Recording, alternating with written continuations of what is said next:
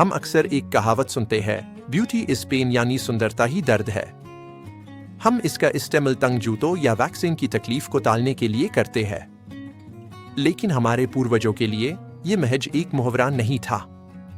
ये एक वास्तविक शारीरिक हकीकत थी। इतिहास अक्सर खून से लिखा जाता है, लेकिन हम शायद ही कभी सोचते हैं कि उसमें से कितना खून ड्रेसिंग रूम में बहा था। एलिजाबेथन इंग्लैंड के ठंडे दरबारों से लेकर इंपीरियल चाइना के महलों तक सुंदरता की तलाश अक्सर मौत के साथ एक खौफनाक नाच बन गई। हम रुतबा दिखाने के लिए रेशम ओढ़ते हैं, लेकिन उस शानो शौकत के नीचे इतिहास के अमीर लोग अपने खून को जहरीला बना रहे थे, अपनी हड्डियों को कुचल रहे थे और अपने शेरा को एक चलता फिरता बारूद का दिया बना रही है। आज हम इतिहास की अलमारी खोलेंगे और जानेंगे इंसान के सबसे खतरनाक शौक के बारे में। 16वीं सदी में सूरज की रोशनी अमीर लोगों की दुश्मन थी। चेहरे पर धूप का असर मतलब मजदूरी, इसका मतलब था कि आप खेतों में काम करते हैं। इसलिए भूत जैसा सेफ चेहरा अमीरी की सबसे बड़ी निशानी थी। इस रंगत को पाने के लिए शाही लोग वेनिशियन सेरुस नाम के कॉस्मेटिक का इस्तेमाल करते थे। ये सेफ लीड और सिरके का मिश्रण था। ये गाढ़ था, चिकना था और चेहरे के हर दाग को एक सटीक फिनिश के साथ छुपा देता था। लेकिन असल में ये एक घातक न्यूरोटॉक्सिन था। जब आईएससी चेहरे पर लगाया जाता तो लीड सिर्फ सतह पर नहीं रहता था, वो त्वचा के जरिए सीधा खून में घुल जाता था। लंबे समय तक इसके इस्तेमाल का अंजाम भयावह था, जिसे सैटनिज्म कहा जाता है। बाल झड़ना, मांसपेशियों का सुन पड़ना और दिमागी संतुलन खोना आम बात थी। लेकिन इस ट्रेंड की सबसे बड़ी क्रूरता इसके चक्रव्यूह में थी। लीड धीरे धीरे त्वचा को खा जाता था, जिससे चेहरा काला पड़ने लगता और सुकड़ जाता था। इन नए दागों को छुपाने के लिए महिलाएं उसी जहर की और मोटी परत लगाती थीं। ये एक जाल बन गया था।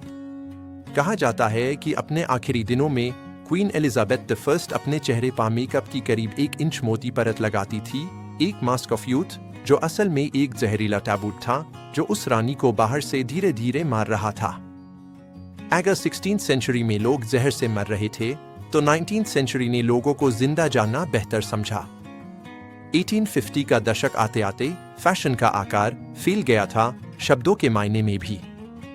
यहाँ एंट्री हुई क्रिनोलिन की, स्टील के घेरों और घोड़े के बालों से बना एक पिंजरा जो स्कर्ट्स को 6 गज तक फैला सकता था। ये इंजीनियरिंग का एक नमूना था, लेकिन इसने एक खतरनाक दूरी पैदा कर दी। पहनने वाले को पता ही नहीं चलता था कि उनकी ड्रेस कहाँ खत्म होती है और दुनिया कहाँ शुरू। उस जमाने में जब घरों में खुली आग, गैस लैंप्स और मोमबत्तियां जलती थीं, वहां अपनी जगह का अंदाजा ना होना जानलेवा था। कपड़े अक्सर हल्के मसलिन या सिल्क के, आंख पकड़ने में देर नहीं लगाते थे।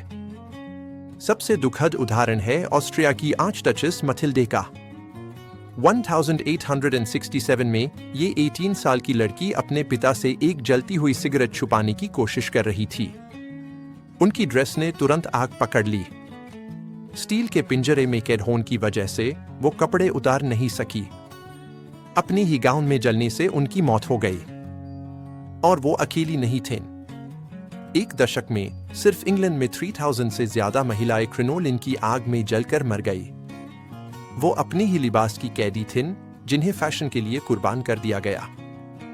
जहां विक्टोरियंस आग से लड़ रहे थे, वही जॉर्जियंस गंदगी में जी रहे थे।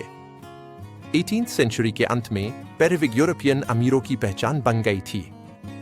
ये मामूली विग्स नहीं थीं, ये सरपार खादी इमरेटन जैसी थीं, जो कभी कभी 3 फुट तक ऊंची होती थीं। लेकिन साफ सफाई, वो जरूरी नहीं समझा जाता था। इन विग्स को स्टाइल करने के लिए नई पोमेटम का इस्तेमाल करते थे, जो जानवरों की चर्बी, आमतौर पर भालू या गाय की चर्बी से बनता था। और उन्हें सेफ रखने के लिए उन पर आटा छिड़का जाता है। आप मानो अपने सर पर हफ्तन तक सड़ी हुई चर्बी और खाने का धिया पहने घूम रहे थे। बदबू तो थी ही, लेकिन उससे भी बुरा था बायोमास। ये विग्स जून और पिशन का घर बन गई थीं। खुजली इतनी असहनीय होती थी कि फैशनेबल रईस लोग अपने साथ लंबी चांदी या हाथी दांत की छड़ियां, जिसे स्क्रैचिंग स्टिक्स कहते थे, रखते थे, ताकि वो चर्बी की परत के नीचे अपने सर को खुजा सके। भले हाई विग्स में चूहों के घोंसले की कहानियां कुछ ज्यादा बढ़ा चढ़ा कर बताई गई हो, लेकिन कीड़े मकोड़ों का दार असली था।